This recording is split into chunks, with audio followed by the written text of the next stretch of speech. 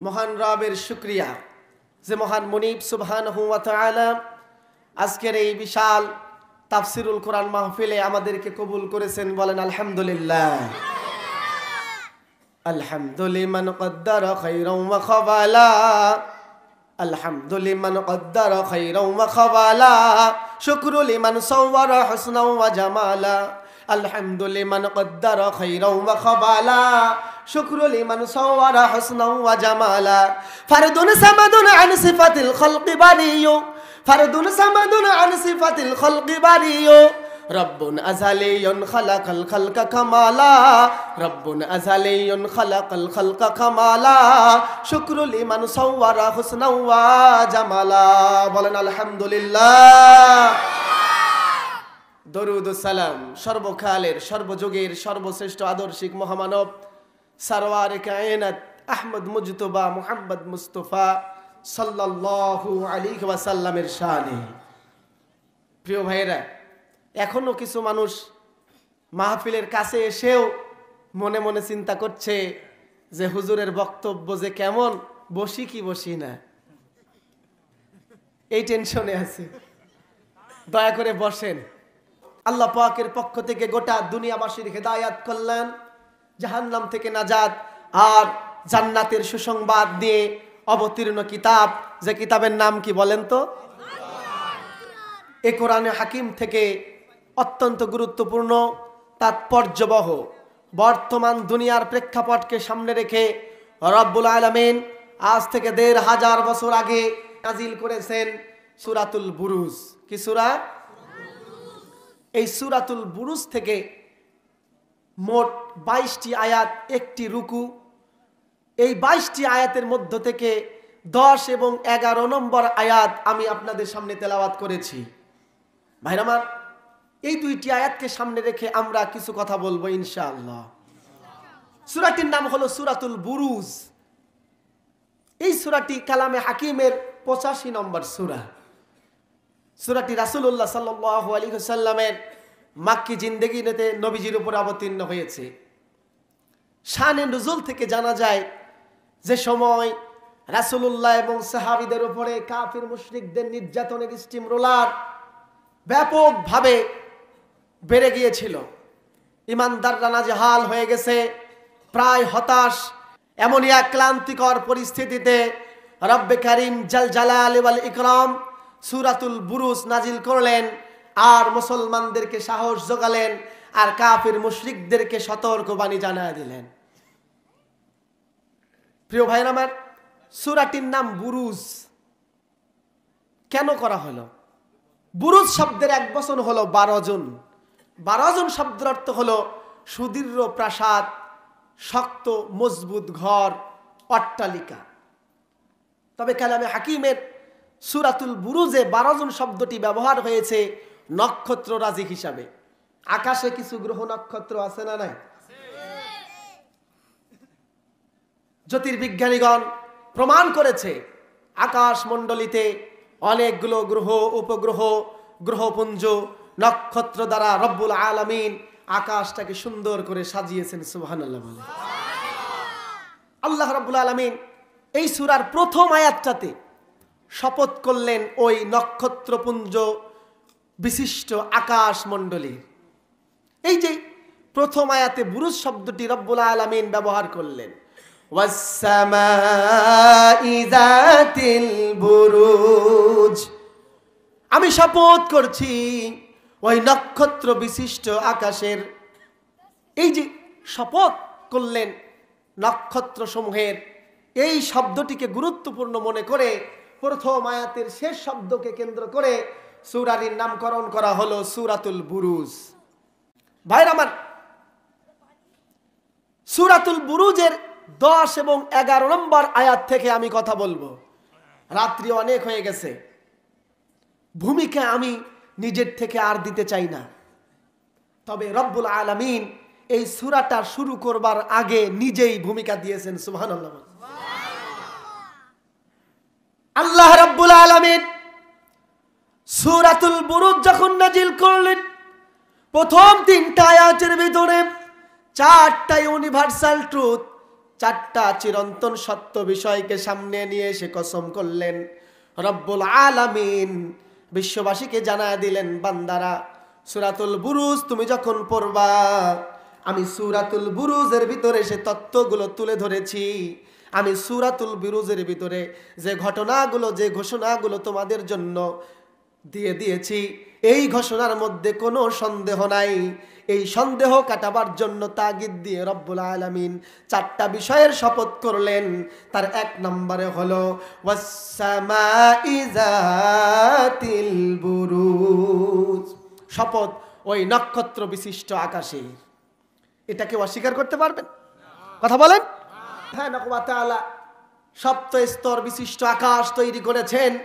ওই আকাশে গ্রহ, নক্ষত্র, সূর্য, তারকারাজি, চন্দ্র, গ্যালাক্সি, মিল্কওয়ে এগুলি আছে। এগুলি কি অস্বীকার করবার সুযোগ পৃথিবীর কারোই? রব্বুল আলামিন বলেন ওয়াল ইয়াউমিল মাউউদ, শপথ করছি ওই দিনের। ওই দিন মানে হলো কিয়ামতের দিন। শপথ করছি ওই প্রতিশ্রুত দিনের। মুফাসসিরে কিরাম বলেন এইখানে প্রতিশ্রুত দিন হলো কিয়ামতের দিন। পৃথিবীর এমন কোন মানুষ আছে নাকি এই পৃথিবীতে সংগঠিত হবে যে কিয়ামত, এই কিয়ামতকে অস্বীকার করতে পারে? কুল্লু শাইইন হালিকুন ইল্লা ওয়াজহাহু, পৃথিবীতে এমন একটা দিন আসবে যেদিন সব ধ্বংস হয়ে যাবে, একমাত্র একচ্ছত্র অধিপতি রব্বুল আলামিন সেদিন অবশিষ্ট থাকবেন। ঠিক কিনা বলেন? সেদিন আর কেউ জমিনে থাকবে না, কিয়ামত সংগঠিত হবে।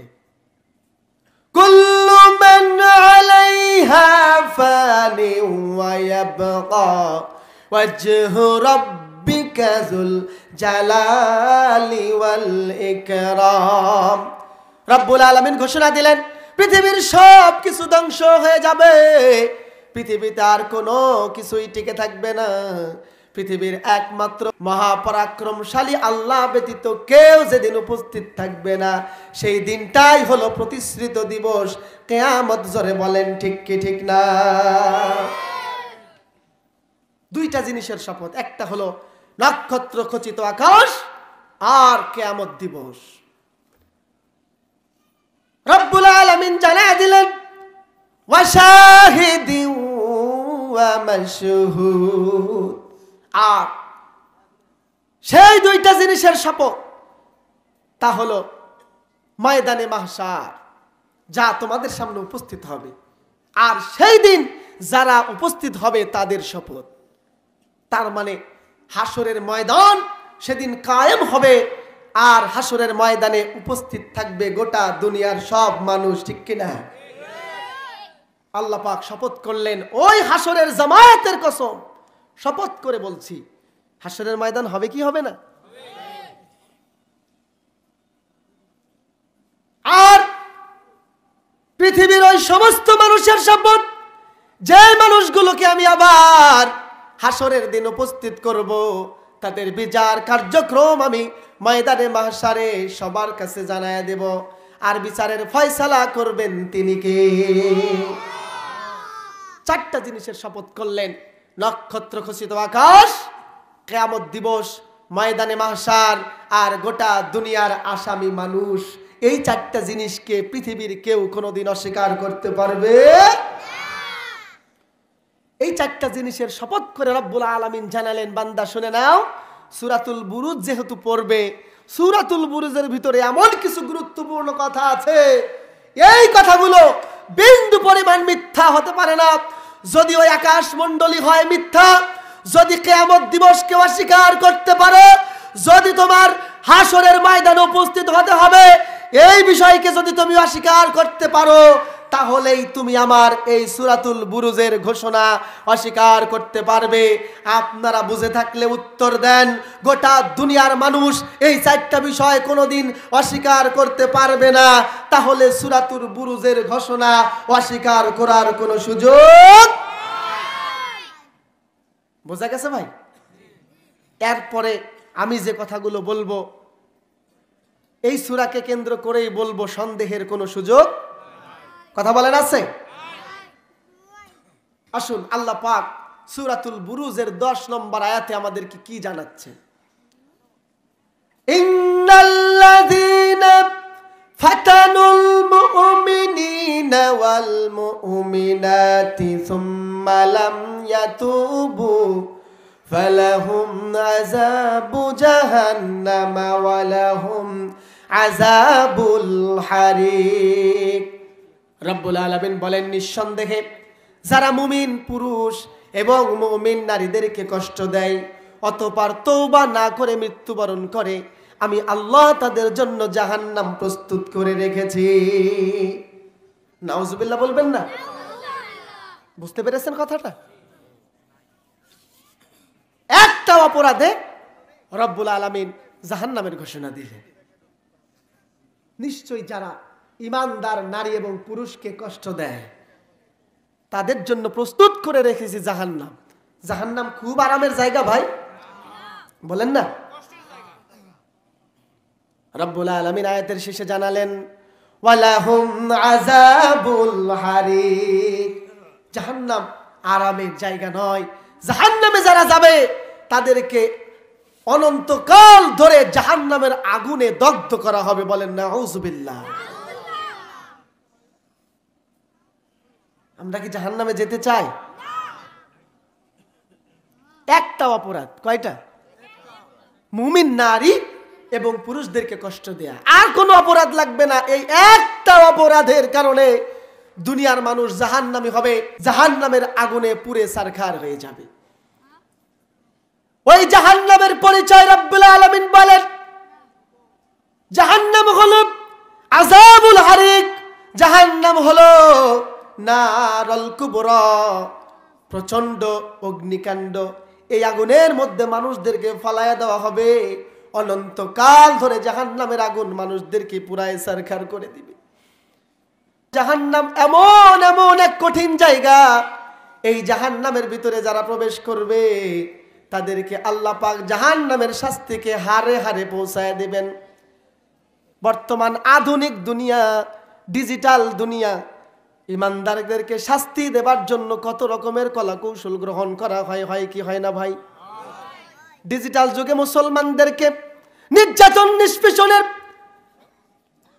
স্টিম রোলার চালায় নানান ভাবে কটাক্ষ করে জেল জুলুম নির্যাতনের মাধ্যমে রিমান্ডের নাম করে আধুনিক কত ডিজিটাল নির্যাতনের আবিষ্কার বর্তমান দুনিয়ার জাহেলেরা, জালেমের বাচ্চারা তৈরি করেছে। আল্লাহ পাক রব্বুল আলামিন জাহান্নামীদেরকেও হারে হারে আধুনিক শাস্তি দিয়া এর প্রতিশোধ গ্রহণ করবে কি করবে না? রাসূলুল্লাহ বলেন, জাহান্নামের ভিতরে জাহান্নামীদেরকে প্রবেশ করাবার পরে রব্বুল আলামিন জাহান্নামীদের শরীরের চামড়াকে 42 গজ মোটা করে দিবেন। কত গজ? কথা বলেন, কত গজ? শরীরের চামড়া হয়ে যাবে 42 গজ মোটা। আর তাদের এক একটা দাঁত হবে উহুদ পর্বতের সমান। উহুদ পর্বত ছোট না বড়? এক একটা দাঁত উহুদ পর্বতের সমান বানায় দিবেন আল্লাহ। আর দেহের দৈর্ঘ্য হবে মক্কা থেকে মদিনা পর্যন্ত। বলেন আল্লাহু আকবার। এটা হলো আল্লাহর কৌশল। দুনিয়াতে ইমানদারদেরকে যত রকমের কৌশল করে কষ্ট দেওয়া হবে, জুলুম করা হবে, নির্যাতন করা হবে, আল্লাহ রাব্বুল আলামিন জাহান্নামের ভিতরে ততটা ডিজিটাল কায়দা ব্যবহার করে এই জাহান্নামী জালেমদেরকে শাস্তি দেবেন। চামড়া মোটা করে শরীরটাকে বলো করে জাহান্নামে নিক্ষিপ্ত করার মাধ্যমে রব্বুল আলামিন হারে হারে জাহান্নামের শাস্তি এই জালেমদেরকে বুঝাই দিবে। এবং এই জাহান্নামের ভিতরে সুম্মা লা ইয়ামুতু ফিহা ওয়া লা ইয়াহয়া, অনন্তকাল তারা জাহান্নামের আগুনকে ভোগ করবে, তারা কখনো মরবেও না, বাঁচবেও না। আল্লাহু আকবার বলেন। তার মানে শাস্তিতে পেরেশান হয়ে মনে করবে আমি মনে হয় কিছু সময়ের ভিতরেই মারা যাব, আর জাহান্নামের শাস্তি ভোগ করতে হবে না। কিন্তু আল্লাহ বললেন না না না, সুম্মা লা ইয়ামুতু ফিহা ওয়া লা ইয়াহইয়া, তোকে মৃত্যু দিব না, তোকে এমন শাস্তি দিব তুই নিজেকে জীবিত মনে করতে পারবি না। আল্লাহু আকবার। আমরা কি জাহান্নামে যেতে চাই? কথা বলেন, যেতে চাই? তাহলে অপরাধ কয়টা বলেন তো? শুধুমাত্র অপরাধ একটা, তা হলো ঈমানদারদেরকে কষ্ট দেয়া। কতভাবে কষ্ট দেয়া যায়? কথাবার্তার মাধ্যমে, কটাক্ষের মাধ্যমে, ষড়যন্ত্রের মাধ্যমে, জেল জরিমানার মাধ্যমে, হত্যার মাধ্যমে, নানানভাবে ঈমানদারদেরকে কষ্ট দেয়া যায়। ভাইয়ের আমার, আল্লাহ সুবহানাহু ওয়া তাআলা যখন নবীজির উপরে মাক্কি জিন্দেগিতে সূরাতুল বুরুজের 10 নম্বর আয়াতটা নাজিল করলেন, সেই দিন থেকে আর রাসূলের উম্মতের উপরে কোনো নির্যাতন হয় না। ঠিক বললাম না? এই আয়াতটা যখন নাজিল হলো, এই আয়াতের ভয়ে জালেমরা কি নবী এবং সাহাবীদের উপরে নির্যাতন বন্ধ করেছিল? কথা বলেন, বন্ধ করেছিল? বন্ধ করে নাই। তারপরে নির্যাতন নিষ্পেষণের স্টিম রোলার নবী এবং সাহাবীদের উপরে চলেছে, বর্তমানে নাই। আছে ভাই? গোটা দুনিয়ায় আজকে কোরআনের মাহফিল হচ্ছে, আজকে প্রথম সূরাতুল বুরুজের আলোচনা আপনারা শুনছেন, আমি করছি এমনটি নয়। গোটা দুনিয়াতে আজ থেকে ১৫০০ বছর পূর্ব থেকে এখনো পর্যন্ত সূরাতুল বুরুজের 10 নম্বর আয়াতের ঘোষণা ওলামায়ে কেরাম দিয়ে যাচ্ছেন। মোবাইলের সফটওয়্যারে, স্কুল, কলেজ, ইউনিভার্সিটিতে সূরাতুল বুরুজকে সিলেবাসে রেখে সূরাতুল বুরুজের 10 নম্বর আয়াত মানুষদের কর্ণকুহরে পৌঁছায় দেওয়া হচ্ছে, কিন্তু ঈমানদারদের উপরে নির্যাতন বন্ধ হয় না। তার মানে রাসূলের জামানায় নির্যাতন বন্ধ হয় নাই, ছিল, এখনো আছে, কিয়ামত পর্যন্ত। রাসূলের আগে কি ছিল? রাসূলের আগে নির্যাতন কি ছিল? আল্লাহ রাব্বুল আলামিন সূরাতুল বুরুজের ভিতরে 4 নম্বর আয়াতের থেকে পরবর্তী 3টা আয়াতের ভিতরে সুন্দর করে ঘোষণা দিয়ে দিলেন, ও আমার বান্দারা, নবী ও সাহাবীরা এবং কিয়ামত পর্যন্ত যারা নবীজির দায়িত্ব কালেমা তাওহীদের প্রতিষ্ঠার দায়িত্ব গ্রহণ করবে, শুধুমাত্র নবী এবং সাহাবীদের উপরে নয়, আর আখেরি জামানার ঈমানদারদের উপরে নয়, বরং নবীজির আগমনের পূর্বেও ঈমানদারদের উপরে নির্যাতন ছিল। আল্লাহ সুবহানাহু ওয়া তাআলা হযরত ঈসা আলাইহিস সালামের জামানার ঘটনা সূরাতুল বুরুজের 4 নম্বর আয়াতের ভিতরে অবতরণ করলেন। রব্বুল আলামিন জানায়া দিলেন, উতিলা আসহাবুল উখদুদ। বলেন আল্লাহু আকবার। রব্বুল আলামিন বললেন, নবীকে শুনে নাও, ধ্বংস করে দিয়েছি উখদুদ ওয়ালাদেরকে, যারা নবী এবং সাহাবীদেরকে হত্যা করবার জন্য গর্ত খনন করেছিল। শুধুমাত্র গর্ত খনন করে থেমে যায় নাই, আন্নারি যাতিল ওয়াকুদ, আর তারা এই বিশাল গর্তের ভিতরে অগ্নিকাণ্ড সংগঠিত করেছিল। আগুনের এক চুল্লি তৈরি করেছিল। তৈরি করবার পরে কোনো বানানো কিচ্ছা না। রব্বুল আলামিন সূরাতুল বুরুজে বলছেন, ইযহুম আলাইহা কুউদুন ওয়া হুম আলা মা ইয়াফআলুনা বিল মুমিনিনা শুহুদ। তারা বিরাট বিরাট গর্ত তৈরি করে সেইখানে আগুন জ্বালায়া সেই আগুনের ভিতরে ঈমানদার মুসলমানদেরকে নিক্ষিপ্ত করে ধরে ধরে আগুনের মধ্যে ছুঁড়ে ফেলে দিয়ে আগুনের পাশে দাঁড়িয়ে তারা ঈমানদারদের চিৎকার হাহাকার গুলো উপভোগ করতেছিল। বলেন নাউজুবিল্লাহ। তাফসিরে মারিফুল কুরআনে সুন্দর বর্ণনা এসেছে। মুফাসসির বলেন যে ঈমানদারদেরকে নারী পুরুষ আবাল বৃদ্ধ বনিতা নির্বিশেষে ধরে ধরে এই গর্তের মধ্যে নিক্ষেপ করত। মুফাসসির কিরাম লেখেন, সদ্য ভূমিষ্ঠ দুগ্ধপানকারী শিশুকে মায়ের কোল থেকে টেনে এসেছে, সারায় নিয়ে যা ওই চুল্লির ভিতরে ঢেল দিয়ে ফেলে দিত। মা পাশ থেকে দেখে দেখে চিৎকার করে কাঁদত। আবার ওই মাকেও আগুনের মধ্যে ফেলে দিত। এমনকি গর্ভবতী নারীগুলোকে পর্যন্ত রক্ষা দেয় নাই, সকল মানুষকে ধরে ধরে আগুনের মধ্যে ফেলে দিয়েছিল। আল্লাহ রাব্বুল আলামিন বলেন, আর কাফির মুশরিকেরা ভাটার আগুন যখন জ্বলে, সাইড থেকে যখন ভাটার কর্মচারীরা আগুনগুলোকে লক্ষ্য করে পরিদর্শন করে আগুন নিভে যাচ্ছে কিনা, কিছুক্ষণ পর পর কয়লা দিয়ে দিয়ে আগুনের তাপকে আরো বৃদ্ধি করে দেয়।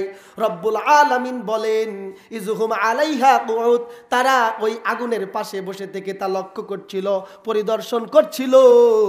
আর ইমানদার বান্দারা যখন মারা যায়, ওয়াহুম আলা মা ইয়াফআলুনা বিল মুমিনিনা শুহুদ, দেখে দেখে উপভোগ করতেছিল, আনন্দ উদযাপন করতেছিল। আল্লাহ পাক বলেন, উতিলা আসহাবুল উখদুদ, আমি ওই জাতিকে ধ্বংস করে দিয়েছি। এক পর্যায়ে রব্বুল আলামিন ওই আগুনকে বাস্ট করে দিয়া আগুনকে চারিদিকে ছড়ায় দিয়ে আগুনকে নির্দেশ দিলেন, আগুন তুমি সরিয়ে যাও, আর এই জাহান্নামীদেরকে টেনে আগুনের মধ্যে পুরায়া তুমি সারখার করে দাও। বলেন আল্লাহু আকবার। আল্লাহর কোরআনের সূরাতুল বুরুজের ভূমিকা প্রমাণ করে দিল, শুধুমাত্র আখেরি জামানার আধুনিক দুনিয়ার ইমানদারদের উপরে নয়, শুধুমাত্র নবী এবং তার সাহাবীদের উপরে নয়, তার আগেও যত নবী রাসূল পৃথিবীতে এসেছে তাদের উপরেও অত্যাচার নির্যাতন হয়েছে নাকি হয় না? বর্তমানেও উদাহরণ দিতে গেলে অনেক উদাহরণ পাওয়া যায় না ভাই। ফেরাউন মূসা আলাইহিস সালামের জাতির উপরে নির্যাতন নিষ্পেষণের স্টেম রোলার চালিয়েছিল, রব্বুল আলামিন তাদেরকেও ধ্বংস করেছে না করে নাই? নমরুদের জাতিকে ধ্বংস করেছে, লূতের জাতিকে ধ্বংস করেছে, নূহের জাতিকেও ধ্বংস করেছে। এভাবে করে করে পূর্বের যত বাদশা, যত নাফরমানেরা মুমিনদের উপরে নির্যাতন করেছে, সবাইকে আল্লাহ পাক ধ্বংস করেছে। একটা নির্দিষ্ট সময় পর্যন্ত পৌঁছাবার পরে তাদেরকে শাস্তি দিয়েছে, তাদেরকে আল্লাহ কিছু সময়ের জন্য ছাড় দিয়েছে, কিন্তু ছেড়ে দেয় নাই। ওই আল্লাহ এখন আছে ভাই? বলেন না আছে? তাহলে সামনের দিকে বর্তমান এবং ভবিষ্যতে গোটা জাহানে যারা ইমানদারদের উপরে নির্যাতন করছে, ভবিষ্যতেও করবে, তাদেরকে আল্লাহ ছাড় দিয়েছেন বটে, কিন্তু ছেড়ে দেওয়ার সম্ভাবনা নাই। শাস্তি হবেই হবে, কোনো সন্দেহ নেই। রব্বুল আলামিন জানায়া দিলেন, বান্দা শোনো, ইন্নাল্লাযীনা ফাতানুল মুমিনিনা ওয়াল মুমিনাতি সুম্মা লাম ইয়াতুবু ফালাহুম আযাবু জাহান্নাম ওয়া লাহুম আযাবুল হারিক। রব্বুল আলামিন জানায়া দিলেন, গোটা পৃথিবীতে যারা ইমানদার নারী এবং পুরুষদেরকে, মোট কথা ইমানদারদেরকে কষ্ট দেয়, আমি আল্লাহ তাদের জন্য প্রস্তুত করে রেখেছি জাহান্নাম, আর জাহান্নামের আগুনে আমি তাদেরকে পুরায় দগ্ধ করে দেব। ইমানদারদের কিছু মানুষের এখন একটু আপত্তি তৈরি হয়, তারা আমাদেরকে শাস্তি দিল দুনিয়ায়, আর আল্লাহ তাদেরকে শাস্তি দিবেন আখিরাতে, এটা আমরা মানি না, দুনিয়াতেও কিছু একটা চাই। ঠিক কি ঠিক না? কথা বলেন ঠিক কি ঠিক না? কাফির মুশরিকদের জন্য রব্বুল আলামিনের পক্ষ থেকে সব থেকে বড় তিনটা হুঁশিয়ারি সংকেত। কয়টা? তিনটা শাস্তির ঘোষণা, যার দুইটা হলো দুনিয়ায় আর একটা আখিরাতে। দুনিয়ার প্রথম যে শাস্তিটা হলো, আল্লাহ সুবহানাহু ওয়া তাআলা কাফিরদেরকে দুনিয়াতে লাঞ্ছিত করবেন, জালেমদেরকে, বেঈমানদেরকে, খোদাদ্রোহী ইসলাম বিদ্বেষীদেরকে আল্লাহ সুবহানাহু ওয়া তাআলা এই জমিনেই লাঞ্ছিত অপমানিত করবেন। তাদের কোনো সম্মান থাকবে না। বর্তমানে আছে সম্মান? আছে ভাই? ভয়ে আতঙ্কিত হয়ে কিছু মানুষ সালাম দিতে পারে, কিন্তু মুমিনদেরকে যদি প্রশ্ন করা হয়, খোদার কসম করে মুমিনেরা বলবে মন থেকে বিন্দু পরিমাণ সম্মান করি না, বরং তার ধ্বংসই সবাই কামনা করে। ঠিক কি ঠিক না? অতীতের ইতিহাস আর পুনরাবৃত্তি করতে চাই না। হযরত আদম আলাইহিস সালাম থেকে নিয়া ঈসা নবী আলাইহিস সালাম পর্যন্ত, মুহাম্মদ রাসূলুল্লাহ পর্যন্ত যত মানুষ ঈমানদারদের বিরুদ্ধে বিরুদ্ধাচরণ করে জুলুম নির্যাতনের স্টিমরোলার চালিয়েছে, ঈমানদারদেরকে কষ্ট দিয়েছে, জেল জরিমানা করে ফাঁসির কাস্টে ঝুলিয়ে ঈমানদারদেরকে হত্যা করেছে, গোটা দুনিয়ার সকল সৃষ্টি তাদেরকে ঘৃণা করেছে। ঠিক কি ঠিক না? প্রমাণ হলো আবু জেহেল, আবু লাহাব, উতবা, শাইবা, ওয়ালিদ ইবনে মুগিরা, ফিরাউন, নমরুদের নামের কোন মানুষ গোটা দুনিয়ার 200টি রাষ্ট্রের ভিতরে খুঁজে একটাও পাওয়া যাবে না। ঠিক কি ঠিক না? আমি কি কথাটা মিথ্যা বললাম? ইহুদি খ্রিস্টানদের কারো নাম শুনেছেন? নমরুদ, ফিরাউন? না, এই নাম সরাসরি কেউ রাখে নাই। আবু জেহেল নামে কোনো কাফিরের বাচ্চাও তার সন্তানের নাম রাখে না। রব্বুল আলামিন তাদেরকে লাঞ্ছিত করে জমিন থেকে তাদের নামটা পর্যন্ত মুছে দিয়েছেন। ঠিক কি ঠিক না? তবে বর্তমানে নানান রকমের নামে নব্য জাহিলিয়াতের নব্য জালেম নমরুদ ফেরাউনের সৃষ্টি হয়েছে না হয় নাই? ভাইরা আমার, কাফির মুশরিক আর ইসলাম বিদ্বেষী আল্লাহ দ্রোহীদের জন্য রব্বুল আলামিনের পক্ষ থেকে 2 নম্বর হুঁশিয়ারি সংকেত হলো, আল্লাহ সুবহানাহু ওয়া তাআলা জানায়া দিলেন নবীকে, কুল লিল্লাযীনা কাফারু সাতুগলাবুনা ওয়া তুহশারুনা ইলা জাহান্নাম ওয়া বিসাল মিহাদ। রব্বুল আলামিন নবীজিকে ডাক দিয়ে বললেন, নবী ঘোষণা করে দাও, কাফির মুশরিকদেরকে জানায় দাও, আমি প্রথমে পৃথিবীতে কাফির মুশরিকের বাচ্চাদেরকে মুমিনদের বিরুদ্ধে পরাজিত করব। বলেন আল্লাহু আকবার। আর 3 নম্বর শাস্তির কথা রব্বুল আলামিন সূরাতুল বুরুজের 10 নম্বর আয়াতেও বলেছেন। এই আলোচ্য আয়াত, কুল লিল্লাযীনা কাফারু সাতুগলাবুনা ওয়া তুহশারুনা ইলা জাহান্নাম।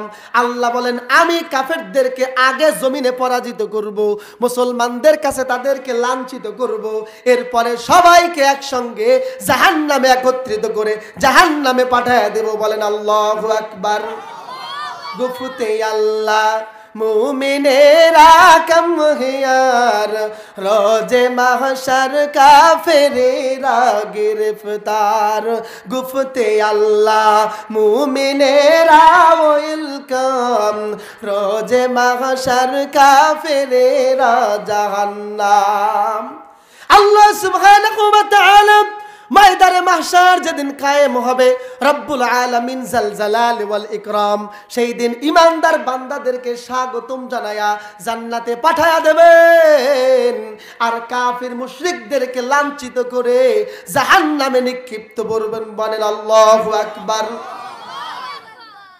তাহলে কাফিরদের শাস্তির প্রধান 3টি ঘোষণা মনে রাখতে হবে।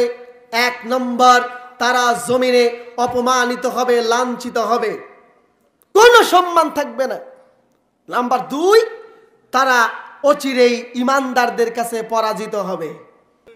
3 নম্বর হলো তাদেরকে জাহান্নামের ভিতরে একত্রিত করা হবে, জাহান্নামের শাস্তি তাদেরকে ব্যাপকভাবে ভোগ করানো হবে, উপভোগ করানো হবে। আর রব্বুল আলামিন ঈমানদারদের জন্য 11 নম্বর আয়াতে সুসংবাদ জানায়া দিলেন। আল্লাহ রাব্বুল আলামিন বলেন, ইন্নাল্লাযীনা আমানু ওয়া আমিলুস সালিহাতি লাহুম জান্নাতুন তাজরি মিন তাহতিহাল আনহার। রব্বুল আলামিন বলে দিলেন, নিশ্চয়ই যারা ঈমান আনার পরে ঈমানের উপরে অবিচল থেকে আল্লাহর পথে জীবনযাপন করে, নেক কাজ করে, আমি আল্লাহ রাব্বুল আলামিন তাদের জন্য জান্নাত প্রস্তুত করে রেখেছি। সুবহানাল্লাহ বলবেন না ভাই? নিশ্চয়ই যারা ঈমান এনেছে, ঈমান আনবার পরে ইমানের প্রতি অবিচল থেকে আল্লাহর বিধান অনুযায়ী সৎ কর্ম সম্পাদন করতে পেরেছে, আমি রব্বুল আলামিন তাদের জন্য জান্নাত রেডি করেছি। সুবহানাল্লাহ তো বলবেন না, কারণ জান্নাত তো আপনাদের দরকার নাই। দরকার আছে? আমরা ইমানদার তো, নাকি বলেন? ইমানদারের সব থেকে চরম ও পরম প্রাপ্তির আশা আকাঙ্ক্ষা হলো জান্নাত, ঠিক কি না? জান্নাতটা কি জিনিস রব্বুল আলামিন বলেন, জান্নাতিন তাজরি মিন তাহতিহাল আনহার।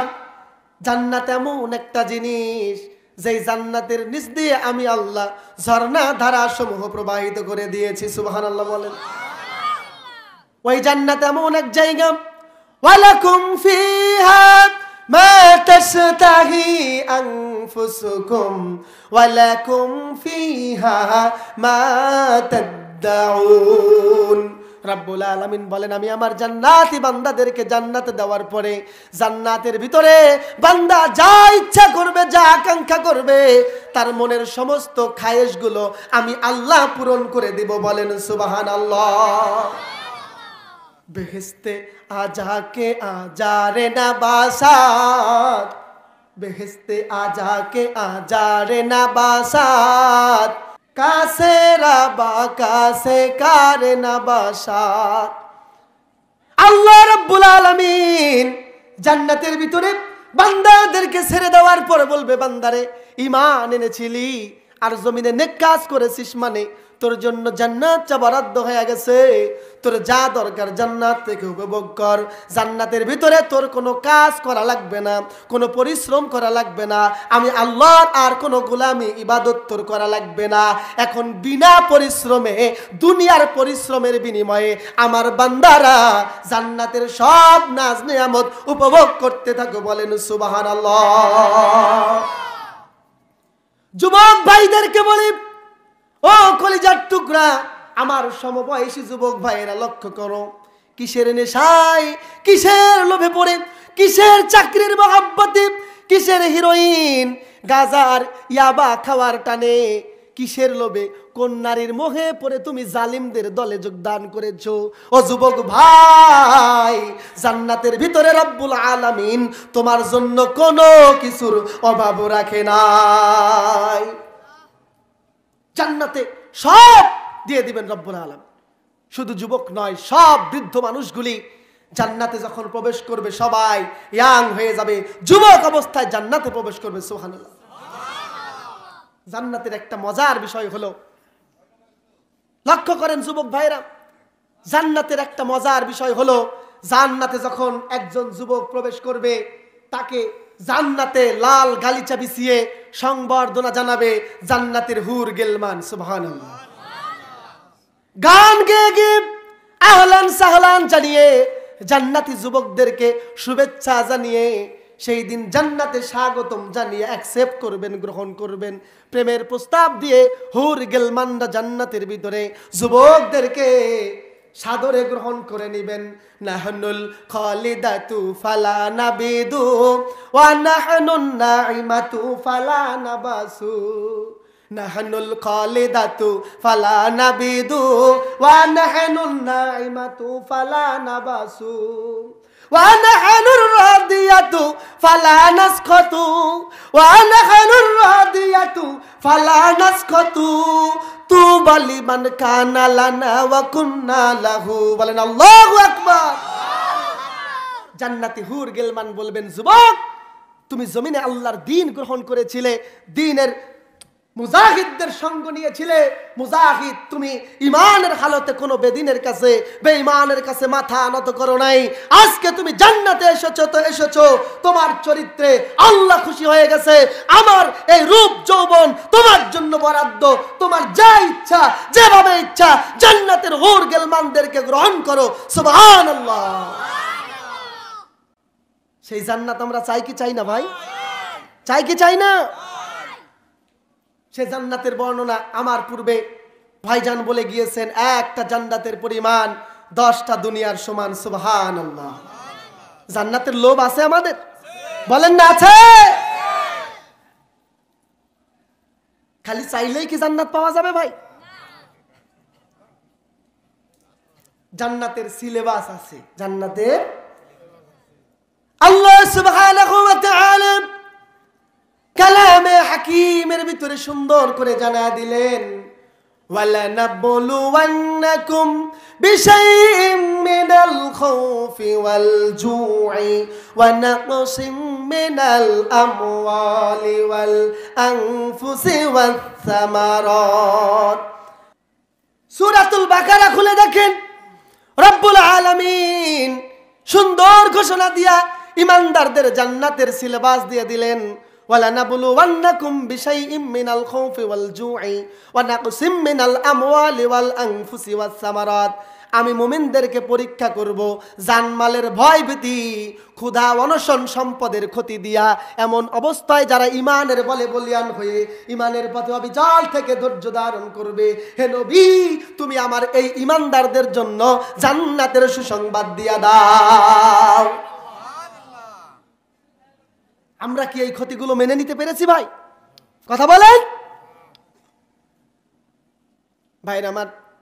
আল্লাহ সুবহানাহু ওয়া তাআলা কালামে হাকিমের ভিতরে সুন্দর করে ঘোষণা দিয়ে দিলেন, আম হাসিবতুম আন তাদখুলুল জান্নাতা ওয়া লাম্মা ইয়াতিকুম মাসালুল লাযিনা খালাউ মিন ক্বাবলিকুম মাসাতহুমুল বাসাউ ওয়াদ-দাররাউ ওয়া যুলজিলু হাত্তা ইয়াকুলার রাসূল الرسول والذين آمنوا معه متى نصر الله। রব্বুল আলামিন বলেন, আমার ইমানদার বান্দারা কি মনে করেছে নাকি তারা জান্নাতে যেতে চাইলেই আমি তাদেরকে জান্নাতে দিয়ে দেব, অথচ তাদের পূর্বে যারা ঈমান এনেছিল তাদের উপরে জুলুম, নির্যাতন, দুঃখ, কষ্ট ব্যাপকভাবে আপতিত হয়েছিল, তাদেরকে প্রচন্ডভাবে জমিনে কম্পিত করা হয়েছিল। এতটাই জুলুম, নির্যাতন পূর্বেকার ঈমানদারদের উপরে করা হয়েছে যে তাদের নবী এবং ঈমানদারেরা আল্লাহর কাছে হাত তুলে বলতে বাধ্য হয়েছে, মাবুদ আমরা আর সহ্য করতে পারছি না, আল্লাহর সাহায্য কবে আসবে? বলেন আল্লাহু আকবার। শুধুমাত্র ঈমানের দাবি করলেই তুমি জান্নাতে যাবে, জান্নাতে যেতে চাইলেই জান্নাতে প্রবেশ করবে, আল্লাহ বলছেন এটা ভাববার সুযোগ নাই। কারণ তোমাদের পূর্বে যে ঈমানদারেরা এসেছে তাদের উপরে নির্যাতনের স্টিম রোলার ব্যাপকভাবে এসেছে, তাদের নির্যাতনে জমিন পর্যন্ত প্রকম্পিত হয়ে গেছে, তারা আল্লাহর কাছে হাত তুলে কান্না করেছে, নবী পর্যন্ত আল্লাহর সহায়তা চেয়েছে। তারা জমিনে কষ্টে, নির্যাতনে এমন হাহাকার চিৎকার ছেড়েছে, জমিন, আকাশ, বাতাস তাদের চিৎকারে, কষ্টে, যন্ত্রণার আওয়াজের হাহাকারে ভারী হয়ে গেছে। অথচ তোমাদের উপরে এমন অবস্থা এখনো পৌঁছেনি। ঠিক কি ঠিক না আল্লাহর কথা? ওই যে ঈসা আলাইহিস সালামের উম্মতের কথা আমি বললাম, তাদের মতো নির্যাতন আমাদের এখনো হয়েছে? আমাদের উপরে এখনো কি মুহাম্মদ রাসূলুল্লাহ সাল্লাল্লাহু আলাইহি ওয়াসাল্লামের জামানার ঈমানদারদের মতো নির্যাতন এসেছে ভাই? আসেন।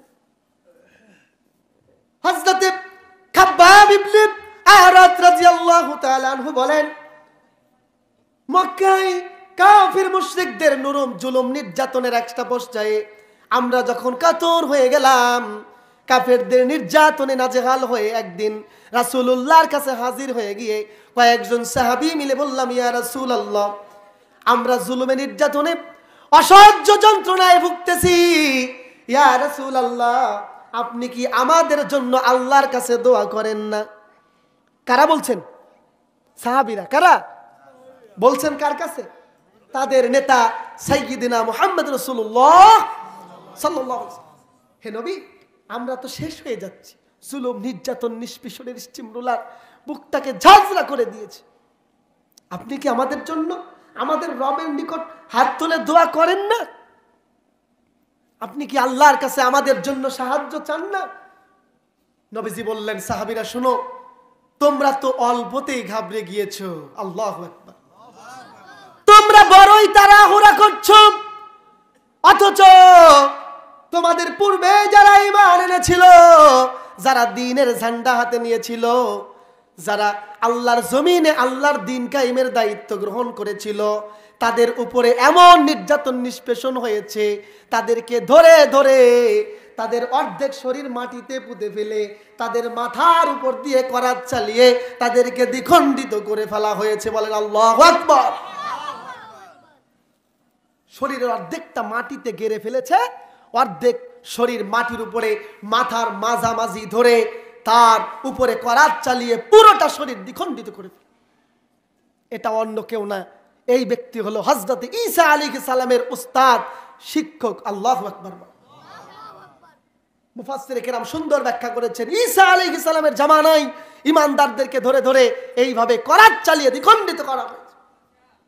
ঈমানদারদেরকে রাসূলুল্লাহ বলেন, সাহাবীরা শুনো, তোমাদের কি নির্যাতন করা হয়েছে যে তোমরা তাড়াহুড়া করছো, অথচ তোমাদের পূর্বের ঈমানদারদের শরীরে লোহার চিরুনি দিয়ে আঁচড়িয়ে তাদের সমস্ত মাংসগুলি খুলে ফেলে তাদের হাড়কে বের করে ফেলা হয়েছে। আল্লাহু আকবার। তারপরেও তারা ধৈর্য হারা হয় না। আর ঈমানের বলে বলিয়ান মুসলমানদেরকে, দ্বীনের মুজাহিদদেরকে যুগে যুগে আল্লাহ সুবহানাহু ওয়া তাআলা বিজয় দিয়েছেন নাকি দেয় নাই? আমাদের উপরে কি এতটা নির্যাতন এখনো হয়েছে? আমরা তো বিজয়ের জন্য তাড়াহুড়া করছি, অনেকেই দ্বীনের পথকে কঠিন মনে করে ছেড়ে দিয়েছি, অথচ আল্লাহ সুবহানাহু ওয়া তাআলার পক্ষ থেকে জান্নাতের সিলেবাস ঘোষণা হলো। যখন জুলুম নির্যাতন নিষ্পেষণের স্টিমরোলার চলবে, ক্ষয়ক্ষতি জানমালের ভীতি আসবে, তখন ঈমানদার বান্দারা ঈমানের পথে অবিচল থেকে ধৈর্য ধারণ করে। ও আমার নবী, অবশ্যিরিস সাবিরিন, এই সমস্ত ধৈর্য ধারণকারী ঈমানদারদেরকে জান্নাতের সুসংবাদ দাও। সুবহানাল্লাহ। সুতরাং ঈমানদারদেরকে ভয় পেলে চলবে। আসুক না যত বাধা, যত ঝড় সাইক্লোন, দিনের পথে মোরা চলবই, এ জীবন বাজি রেখে দিনের নিশান মোরা বাংলার আকাশে ওড়াবই। ঠিক কিনা বলেন? আসুক না যত বাধা, যত ঝড় সাইক্লোন, আল্লাহর পথে মোরা চলবই, এ জীবন বাজি রেখে দিনের নিশান মোরা বাংলার আকাশে ওড়াবই। মোরা কামানের মুখোমুখি দাঁড়িয়ে, মোরা অস্ত্রের মুখোমুখি দাঁড়িয়ে আল্লাহু আকবার বলবই। আসুক না যত বাধা, যত ঝড় সাইক্লোন, রাসূলের পথে মোরা চলবই, এ জীবন বাজি রেখে দিনের নিশান মোরা বাংলার আকাশে ওড়াবই। বলেন আল্লাহু আকবার। সুতরাং জান্নাতের ঘোষণা আল্লাহ দিয়েছেন, ইন্নাল্লাযীনা আমানু ওয়া আমিলুস সালিহাত লাহুম জান্নাতুন তাজরি মিন তাহতিহাল আনহার। আমার যে ঈমানদার বান্দা ঈমান আনবার পরে নেক কাজ করবে, আমি তাকে জান্নাতে ঢুকায় দেব। কিন্তু জান্নাতের সিলেবাস যদি না মানা হয়, তাহলে জান্নাতে যাওয়া সম্ভব হবে।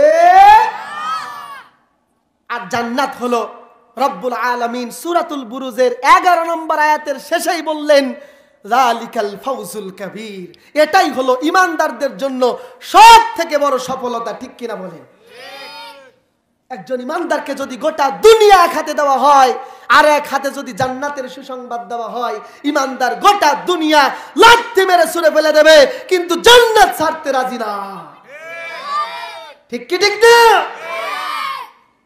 তাহলে এই জান্নাতের জন্য আমরা এত মাতোয়ারা, এত পাগল পারা ঈমান এনেছি। এখন কাজ হলো জান্নাতের সিলেবাস পড়ে জান্নাতের পরীক্ষায় অংশগ্রহণ করা। ঠিক কি ঠিক না?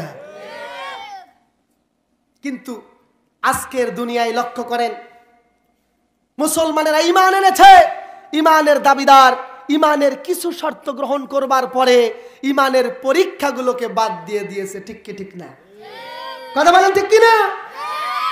নামাজ ধরেছি, রোজা ধরেছি, হজ যাকাত সামর্থ্য হলে কিছুটা দেই, তাসবিহ তাহলিল রুকু সিজদা পাঞ্জাবি পায়জামা জিকির আজগার সব ধরেছি, কিন্তু ঈমানের পরীক্ষায় আমরা অংশগ্রহণ করতে রাজি নই। ঠিক কি না? এগুলো করতে হবে। নামাজ রোজা হজ যাকাত দান সদকা জিকির আজগার সব আপনি করেন, পাঞ্জাবি টুপি পাঞ্জাবি সব পরেন, এগুলো দিনের ইবাদত, গুরুত্বপূর্ণ ইবাদত, এগুলোকে আমি অস্বীকার করছি না, কিন্তু দিনের পরীক্ষায় অংশগ্রহণের দরকার আছে না নাই? ইয়া শাহাদাত গাহে উলফত মে কদম রাখনা, ইয়ে শাহাদাত গাহে उल्फत में कदम रखना, लोग आशा समझते हैं मुसलमान होना। পাঞ্জাবি পায়জামা টুপি জুব্বাল খাল্লা তসবিহ তাহলিল সব চলবে, নামাজ রোজা হজ যাকাত কবর জিয়ারত যত রকমের ইবাদত আছে বান্দা করতে হবে, কিন্তু জাহেলিয়াতের মোকাবেলায় জিহাদের ময়দানে ইমানের পরীক্ষায়ও অংশগ্রহণ করতে হবে, ঠিক কিনা বলেন? যদি এই পরীক্ষায় অংশগ্রহণ করতে পারি, ইমানের পথে যদি অবিচল থাকতে পারি, রব্বুল আলামিন তিনটা সুসংবাদ দিলেন। কয়টা? প্রধান তিনটা সুসংবাদ। কাফেরদের জন্য দুঃসংবাদ ছিল কয়টা? কয়টা? দুনিয়ায় লাঞ্ছনা আর পরাজয়, আখিরাতে জাহান্নাম। এটা হলো কাফির মুশরিক আর জালেমদের শাস্তি। ঈমানদার বান্দাদের জন্য রব্বুল আলামিন তিনটা সুসংবাদ দিলেন। এক নাম্বার সংবাদটা হলো ঈমানদারদেরকে, ইমানের বলে বলিয়ান মুজাহিদদেরকে আল্লাহ গোটা দুনিয়ায় সম্মান দিবেন। সুবহানাল্লাহ বলেন।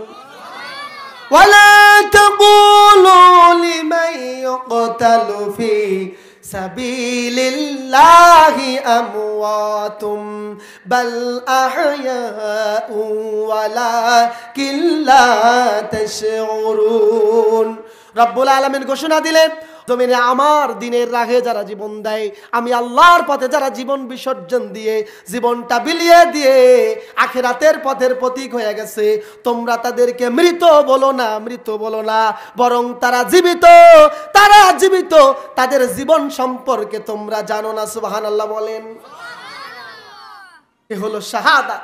আল্লাহ বলেন ইমানের বলে বলিয়ান ইমানদার যদি আল্লাহর জন্য জীবন দেয়, জীবন চলে যেতে পারে, ফাঁসির কাস্টে ঝুলতে পারে, জেল জরিমানায় দীর্ঘ 12 বছর জেলে থেকে মৃত্যুবরণ করতে পারে, কিন্তু তোমরা তাকে মৃত বলতে পারবে না।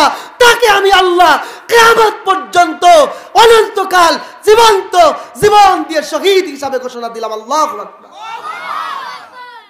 মরতেই হবে যখন, শহীদি মরণ দিও আমাকে, শাহাদাত জানি শুধুই জীবন, শাহাদাত জানি শুধুই জীবন, সে জীবন দিও আমাকে, মরতেই হবে যখন, শহীদি মরণ দিও আমাকে। বলেন আমিন। আল্লাহ সুবহানাহু ওয়া তাআলা বললেন ইমানের পথে ইমানের বলে বলিয়ান মুজাহিদ তারা মারা যাওয়ার পরেও গোটা দুনিয়ায় তাদেরকে জীবন্ত করে রাখবো, শাহাদাতের মর্যাদা দিয়ে দেব। গোটা দুনিয়াবাসী কেউ কোনোদিন তাদেরকে মৃত মরহুম বলতে পারবে না, তাদেরকে শহীদ হিসাবে ঘোষণা দেবে। আর তাদের প্রতি বিশ্ব মানবতার শ্রদ্ধা ভক্তি আছে না নাই? আজকে বাংলাদেশে অসংখ্য মুজাহিদদেরকে নানা রকম অপরাধে সাব্যস্ত করে জীবনটা শেষ করে দিয়ে আখিরাতের পথে প্রতীক করে দেওয়া হলো। আল্লাহর কোরআনের এই আয়াত যদি সত্য হয়, তাদের মর্যাদা জমিনে আছে না নাই? পৃথিবী যতদিন টিকে থাকবে ততদিন আল্লাহ সুবহানাহু ওয়া তাআলা এই পাক্কা ঈমানদারদের মর্যাদা প্রতিষ্ঠিত রাখবেন ইনশাআল্লাহ। 2 নম্বরে হলো ঈমানদার বান্দাদের জন্য দুনিয়ায় দ্বিতীয় যে সফলতাটা রেখেছেন তা হলো গোটা দুনিয়ার কাফির মুশরিকদের বাচ্চাদের বিরুদ্ধে আল্লাহ সুবহানাহু ওয়া তাআলা ঈমানদারদেরকে বিজয় দিবেন। সুবহানাল্লাহ বলেন। ইন তানসুরুল্লাহা ইয়ানসুরকুম ওয়া ইউসাব্বিত ওয়ায়ুসাব্বিতু আকদামাকুম। রব্বুল আলামিন বলেন, বান্দারা ঈমানের বলে বলিয়ান হয়ে আমার দ্বীনের পথে, আমার দ্বীন বিজয়ের সৈন্যদেরকে যদি তুমি সহযোগিতা করো, সাহায্য করো, আমি আল্লাহ সুবহানাহু ওয়া তাআলা এই জমিনে তোমাকে সাহায্য করব আর তোমাদেরকে পৃথিবীর রাষ্ট্র ক্ষমতায় সমাসীন করে দিব। বলেন আল্লাহু আকবার। জোরে বলেন আল্লাহু আকবার। ইন তানসুরুল্লাহ ইয়ানসুরকুম ওয়া ইউসাব্বিতু আকদামাকুম। ঈমানদার ভয় পাবার কোনো কারণ নাই। আমার দ্বীন প্রতিষ্ঠার সংগ্রামে আন্দোলনে শামিল হয়ে যাও, ঈমানের বলে বলিয়ান হয়ে তাওহীদের ঝান্ডা হাতে নাও। দ্বীনের বিজয় মিছিলে তুমি যদি শামিল হয়ে যেতে পারো, তোমার এই মুষ্টিমেয় শক্তিকে আমি আল্লাহ সাহায্য করে বিশাল শক্তিতে পরিণত করে দেব, আর গোটা দুনিয়ার শাসন ক্ষমতা আমি আল্লাহ মুমিনদের হাতে তুলে দেব। সুবহানাল্লাহ। 2 নম্বর, ঈমানদারদের জন্য সুসংবাদ হলো ঈমানদারেরা গোটা দুনিয়ার রাষ্ট্র শক্তির অধিকারী হবে ইনশাআল্লাহ। বলেন ইনশাআল্লাহ। 3 নম্বর, সূরাতুল বুরুজের 11 নম্বর আয়াতে আমার আলোচ্য আয়াতে ঘোষণা দিলেন, ইন্নাল্লাযীনা আমানু ওয়া আমিলুস সলিহাতি লাহুম জান্নাতুন তাজরি মিন তাহতিহাল আনহার যালিকাল ফাওজুল কাবীর।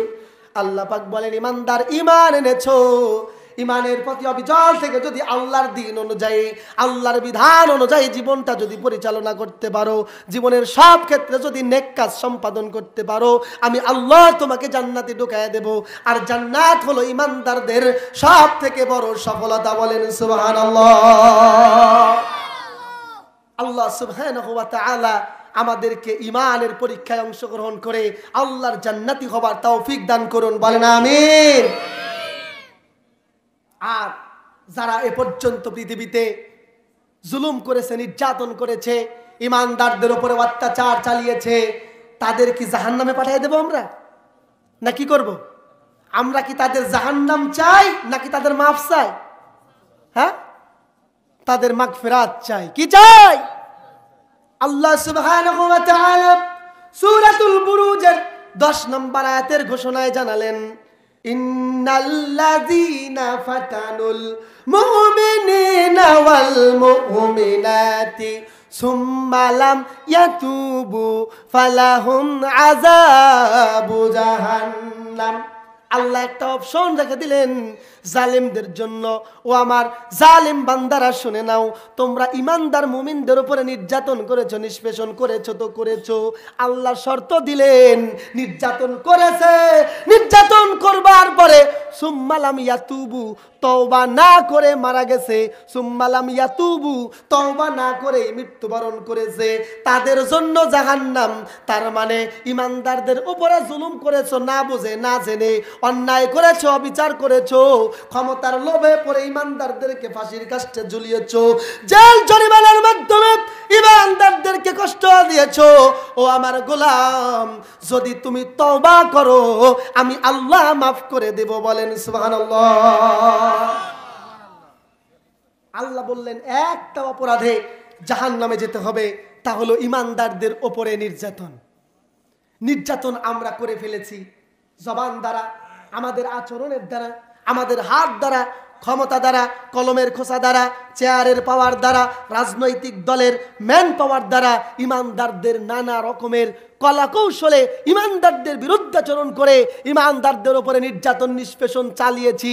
আল্লাহ বলেন জুলুম নির্যাতন করেছো, কিন্তু আমি আল্লাহ গফুরুর রহিম, পরম করুণাময়, ক্ষমাশীল। যদি তুমি তওবা করো তারপরও আমি আল্লাহ তোমার অপরাধকে মাফ করবো। সুবহানাল্লাহ। এই শর্তটা আল্লাহ জুড়ে দিলেন। অপরাধ করেছে আর এই অবস্থায় সুম্মা লাম ইয়াতুবু, অতঃপর সে তওবা করে নাই, তওবা না করে মরে গেছে, জাহান্নাম থেকে তারে কেউ বাঁচাতে পারবে না। ঠিক কিনা বলে? এই যে সুম্মা লাম ইয়াতুবু শর্ত দ্বারা এটা ঘোষণা হলো আল্লাহ যদি তওবা করেন এই জালিমদেরকেও মাফ করবে। তাহলে বলেন তো জালিমরা তওবা করার দরকার আছে না নাই? কথা বলেন আছে না নাই? এখনো পর্যন্ত দুনিয়ার জালেম সম্প্রদায়, তোমাদের প্রতি আমার আল্লাহর ঘোষণা, যদি তুমি তওবা করো, আল্লাহর ঘোষণা হলো তওবার মাধ্যমে সব অপরাধকে আল্লাহ মাফ করে দিবেন। আর তুমি তোমার জাহান্নামী চরিত্রকে জান্নাতি চরিত্র বানায়া আল্লাহর জান্নাত পর্যন্ত পৌঁছাবার সুযোগ পাবে। কিন্তু যদি এরপরেও অহংকার বশত, ক্ষমতার দাপটে, দম্ভে, অহংকারে আল্লাহর ইমানদার বান্দাদের উপরে জুলুম নির্যাতন অনবরত চালাতেই থাকো, ওই আল্লাহর পক্ষ থেকে আরো ঘোষণা আছে না নাই? আল্লাহ সুবহানাহু ওয়া তাআলা সূরাতুল বুরুজে সুন্দর করে ঘোষণা দিয়ে দিলেন। রব্বুল আলামিন বলেন, ইন্না বাতশা রাব্বিকা লাশাদীদ। আল্লাহ বলেন, ও আমার দুনিয়ার ইমানদারদেরকে জুলুমকারী, নির্যাতনকারী, জালেম বান্দারা শুনে নাও, ইন্না বাতশা রাব্বিকা লাশাদীদ, আমার পাকড়াও বড় কঠিন। আল্লাহর পাকড়াও সহজ না কঠিন? আপনারা তো বুঝবেন না, টের পেয়েছেন নমরুদ, ফেরাউন, আবু জাহেল আর অন্যান্য জালেমরা। আল্লাহ যখন ধরে তাকে আর ছাড় দেয় না, ঠিক কি ঠিক না? ইন্না বাতশা রাব্বিকা লাশাদীদ। সূরাতুল বুরুজে আল্লাহ বলছেন, ও আমার বান্দারা শুনে নাও, আল্লাহর পাকড়াও কঠিন, ভয়াবহ। এখন আল্লাহ কি জমিনে নেমে এসে আমাদের সঙ্গে রাইফেল ধরে, মেশিন গান ধরে যুদ্ধ করবেন নাকি ভাই? যুদ্ধ করবে? জি না। আল্লাহ সুবহানাহু ওয়া তাআলা বলেন, ওয়ালিল্লাহি জুনুদুস সামাওয়াতি ওয়াল আরদ। আল্লাহ বলেন, বান্দারে জেনে রাখো, তোমার গোলা কামান, অস্ত্র শস্ত্র, সুসজ্জিত বাহিনী আমি আল্লাহর, তাদের সঙ্গে মোকাবেলা করবার জন্য নিজে জমিনে নামতে হবে না, বরং গোটা দুনিয়ার সব সৃষ্টি আমি আল্লাহ পাকের সৈনিক। বলেন আল্লাহু আকবার। ওয়ালিল্লাহি জুনুদুস সামাওয়াতি ওয়াল আরদ। আসমান এবং জমিনে যা আছে সব কার সৈন্য? কথা বলেন, কার সৈন্য? আল্লাহ সুবহানাহু ওয়া তাআলা সূরাতুল বুরুজের শেষের দিকে স্মরণ করায়া দিচ্ছেন, হাল আতাকা হাদিসুল জুনুদি ফিরআউনা ওয়া সামুদ। আল্লাহ বলেন, বান্দারা, তোমরা কি ফিরআউন ও সামুদের খবর তোমরা কি পাও নাই? পেয়েছেন আপনারা? ফিরআউন ও সামুদের সৈন্যবাহিনীর খবর তোমরা কি পাও নাই? আল্লাহ স্মরণ করিয়ে দিচ্ছে, খবর পাও নাই? ওয়ালিল্লাহি জুনুদুস সামাওয়াতি ওয়াল আরদ। তুমি নজর করে দেখো, গোটা দুনিয়ার আসমান জমিনের সব সৃষ্টি আমি আল্লাহর সৈনিক। আমি ফিরআউনকে ওই সমুদ্রের পানিকে সৈন্য বানিয়ে ধ্বংস করেছি। করেছে না করে নাই? কোনো অস্ত্র শস্ত্র লাগে নাই, রাসায়নিক কোনো বোমা গোলা বারুদ লাগে নাই। আল্লাহ বলেন, ওয়ালিল্লাহি জুনুদুস সামাওয়াতি ওয়াল আরদ, সব সৃষ্টি আমার সৈন্য। ফিরআউনের বিরুদ্ধে সমুদ্রের পানিকে লাগায় দিলেন, নির্দেশ মাত্রই সমুদ্রের পানি ফিরআউনের 14 গোষ্ঠীকে ডুবায় শেষ করে দিয়েছে। নমরুদকে বেরেছে একটা ল্যাংরা মশা দিয়া। এইরকম করে করে আল্লাহর সৃষ্টিকে ব্যবহার করে আল্লাহ পাক অতীতেও তাদেরকে শায়েস্তা করেছেন, জালিমদের মোকাবেলা করেছেন। আজও সেই আল্লাহ আছে, এখনো পৃথিবীতে যত সৃষ্টিরাজি, এই সব কিছুর সৃষ্টিকর্তা। জোরে বলেন কে? সুতরাং এখনো প্লেন অ্যাক্সিডেন্টে, ট্রেন দুর্ঘটনায়, রাস্তায় বাস দুর্ঘটনায়, নানা রকমের, তারপরে গণভবন, বঙ্গভবন, হোয়াইট হাউস ধ্বংসের মাধ্যমে আল্লাহ জালিমদেরকে শায়েস্তা করতে পারেন কি পারেন না? কোনো সন্দেহ আছে? কোনো সন্দেহ আছে? সুতরাং জালিমদেরকে আর অহংকার নয়, ফিরে আসতে হবে আল্লাহর দিকে, রবের দিকে, আর তওবা করতে হবে। তওবা করলে পরেই আমার অতীতের গুনাহ মাফ হবে, আর আমি জান্নাতীদের তালিকায় পৌঁছাতে পারবো। বলেন সুবহানাল্লাহ। এখন আপনাদেরকে একটা প্রশ্ন, আমার আলোচনা আমি শেষ করে দিব। এতক্ষণের যত আলোচনা হয়েছে আপনারা বুঝতে পেরেছেন, আমার মুখের কোনো কথা নয়, নবীজির হাদিস বলছে, আল্লাহর কোরআন বলছে। শুধু আখেরি জামানায় নয়, নবীজির যুগে, নবীজির পূর্বে আদম আলাইহিস সালাম থেকে নিয়ে ঈসা রুহুল্লাহ পর্যন্ত যত নবী রাসূল এসেছেন, দ্বীনের মুজাহিদ, দিন কায়েমের দায়িত্ব পালন করেছেন, তাদের উপরে কাফির মুশরিকার জালেমদের পক্ষ থেকে জুলুম নির্যাতন হয়েছে। এখন আমি আপনাদেরকে প্রশ্ন করতে চাই, তাদের অপরাধটা কি ছিল? কি অপরাধ ছিল? আদম থেকে মুহাম্মদ রাসূলুল্লাহ পর্যন্ত যত নবী রাসূল আর আখেরি জামানার আজ পর্যন্ত দ্বীনের মুজাহিদ যারা নির্যাতিত নিষ্পেষিত আর ফাঁসির কাস্টে ঝুলেছে, অগ্নিতে দগ্ধ হয়েছে, তাদেরকে যারা জুলুম নির্যাতন করে ক্রস ফায়ার করে হত্যা করেছে, তাদের অপরাধটা কি? তারা ছিল সন্ত্রাসী, জঙ্গিবাদী, তারা ছিল লুটতারাজ, তারা ছিল ধর্ষণকারী, তারা ছিল সাদাবাজ, তারা ছিল ইয়াবা ভক্ষণকারী, মাদক পাচারকারী, চোরা কারবারি, তারা ছিল নারী শিশু ধর্ষণকারী। ঠিক বললাম আমি? কথা বলেন। আল্লাহ সুবহানাহু ওয়া তাআলা সূরাতুল বুরুজের ৮ নম্বর আয়াতের ভিতরে সুন্দর ঘোষণা দিয়ে গোটা দুনিয়ার মানুষের সংশয় সন্দেহকে দূর করে দিলেন। আল্লাহ সুবহানাহু ওয়া তাআলা বলেন, ওয়া মা নাকামু মিনহুম ইল্লা আইয়ুমিনু বিল্লাহিল আজিজিল হামিদ। আল্লাহ রাব্বুল আলামিন বলেন, বান্দা, পৃথিবীর মানুষরা ইমানদারদের জন্য নানা রকমের দোষ চাপিয়ে দিয়েছে, নানা রকমের অপরাধী সাব্যস্ত করেছে, কিন্তু তুমি জেনে নাও আমি আল্লাহ ঘোষণা দিয়ে দিলাম আমার ইমানদার বান্দাদেরকে জুলুম নির্যাতনের অন্য কোনো অপরাধ না, তারা অন্য কোনো দোষ করে নাই। তাদের একমাত্র দোষ, একমাত্র অপরাধ হলো তারা মহাপরাক্রমশালী প্রশংসিত আল্লাহর প্রতি ঈমান এনেছে, তাদের আর কোনো দোষ নাই।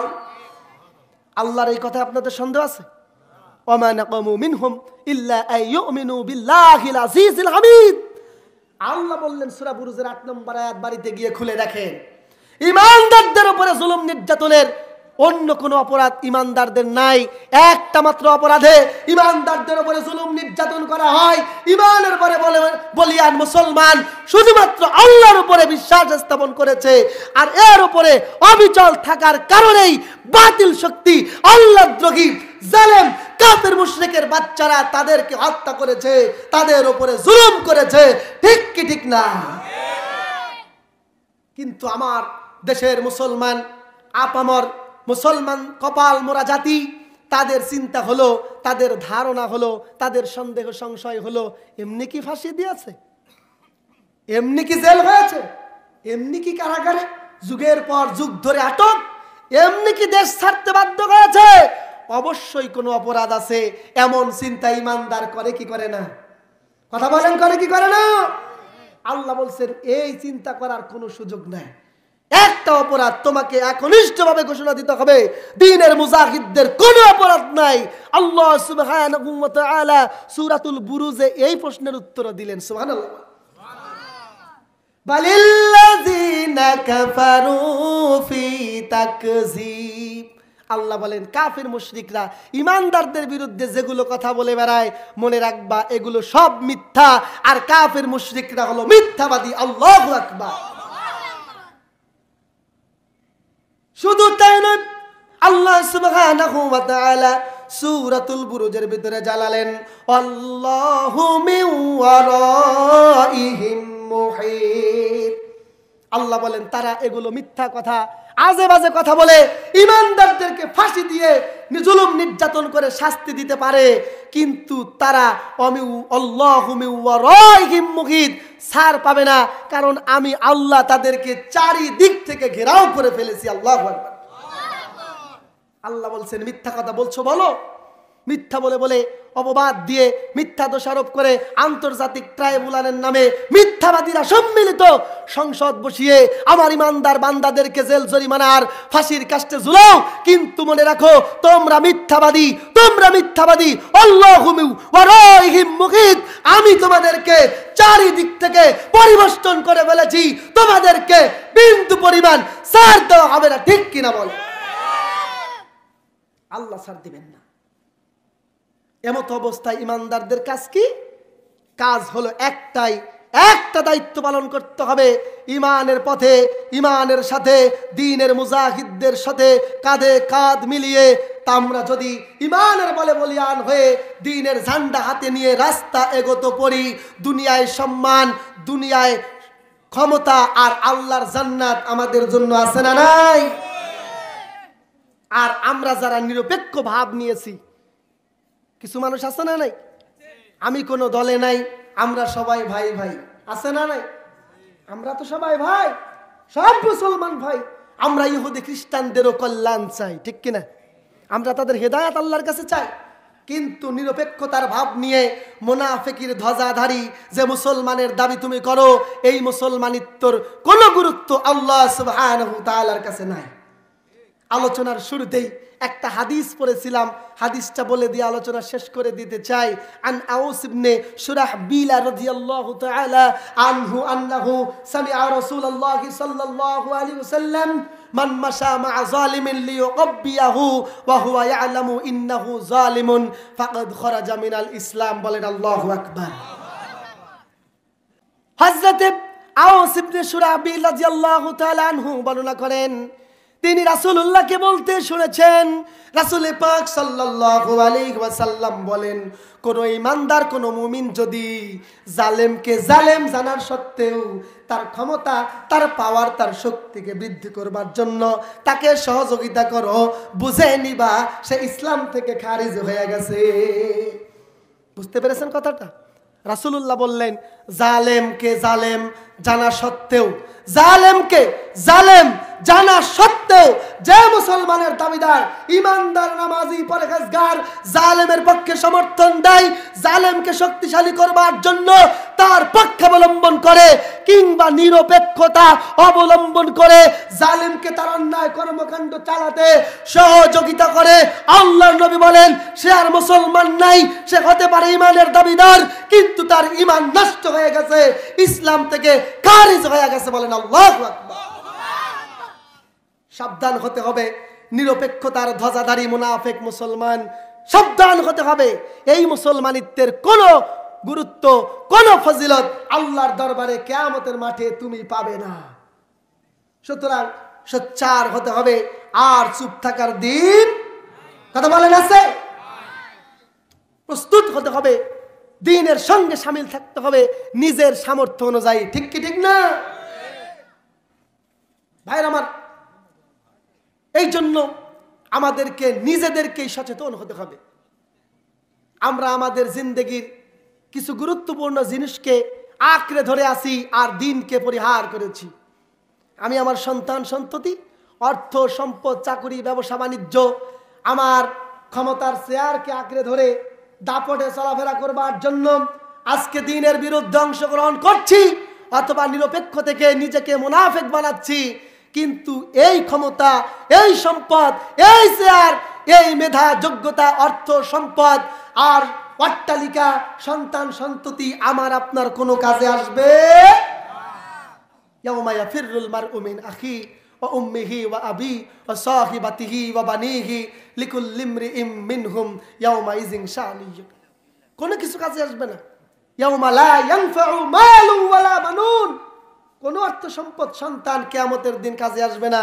কাজে আসবে একমাত্র ঈমান। কি কাজে আসবে? ঈমান আর নেক কাজ।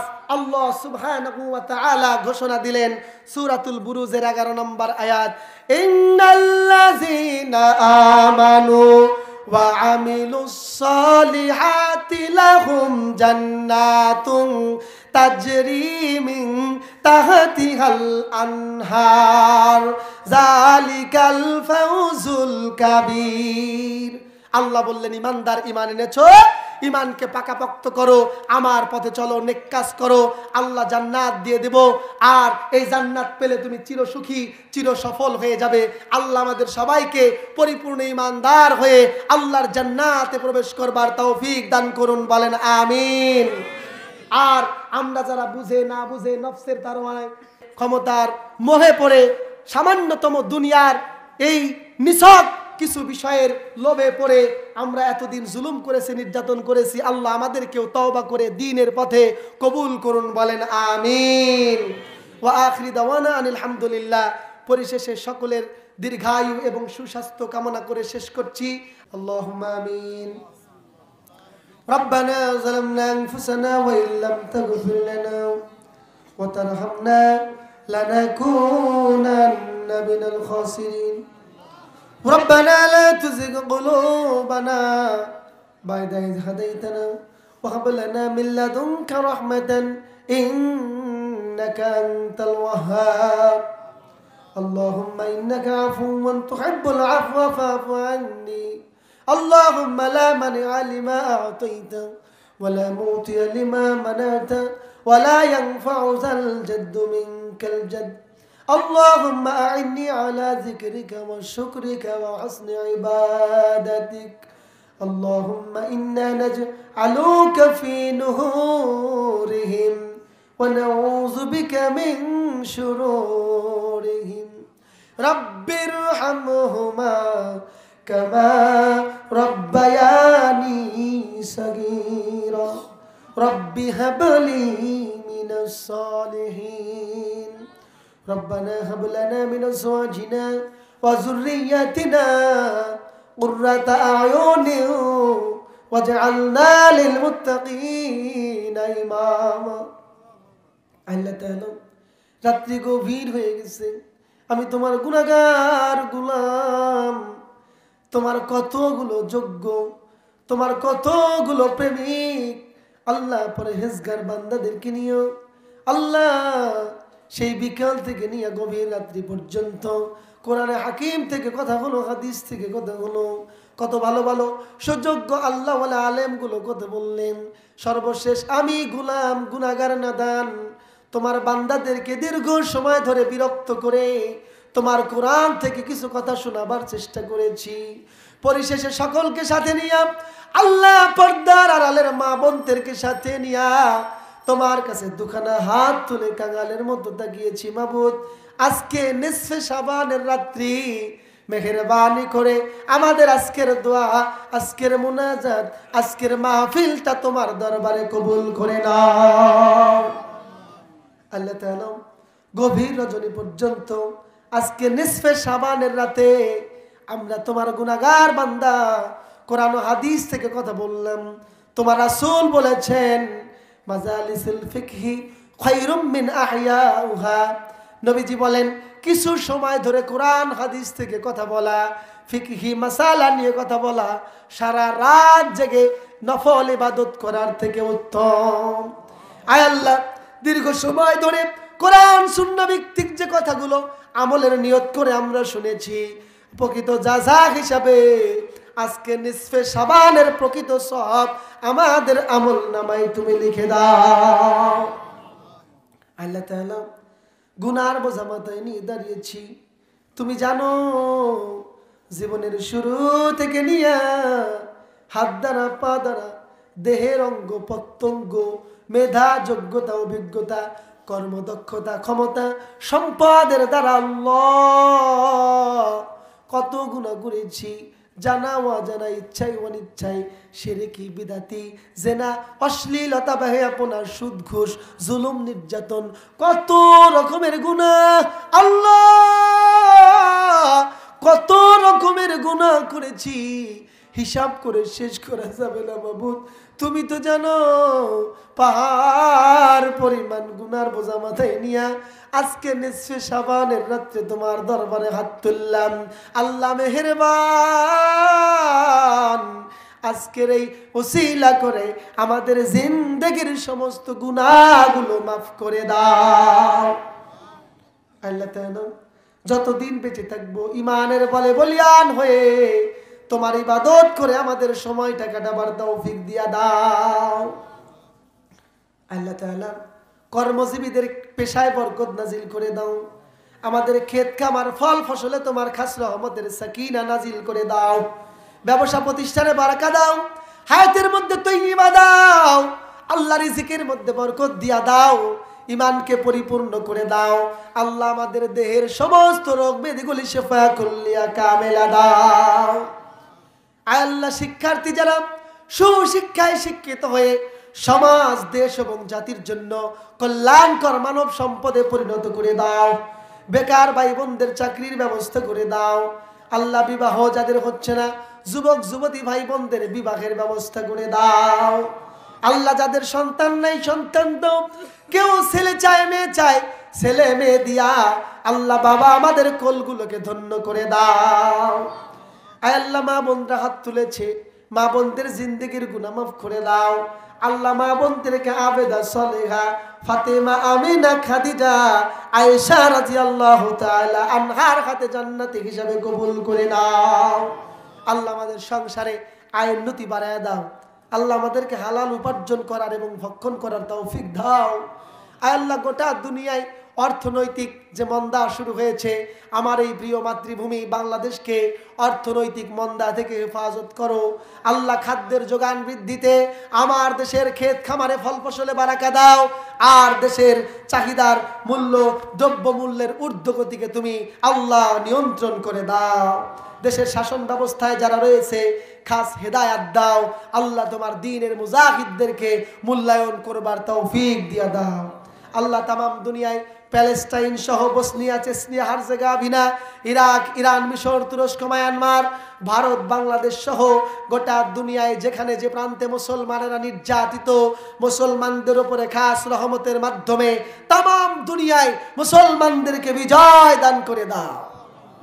আল্লাহ, অনেকের মা কবরবাসী হয়ে গেছে, অনেকের বাবা কবরবাসী হয়ে গেছে। মা আল্লাহ, নিসফে শাবানের ফজিলত হিসাবে আল্লাহ আমাদের আজকের এই মুনাজাতের বিনিময়ে আমাদের বাবা মার কবরে আযাব মাফ করে দাও। আল্লাহ, দাদা দাদি, ভাই বোন, আত্মীয় স্বজন, বন্ধু বান্ধব, পাড়া প্রতিবেশী, নানা নানি, স্ত্রী সন্তান যারা কবরে, আল্লাহ তাদেরকেও মাফ করে দাও।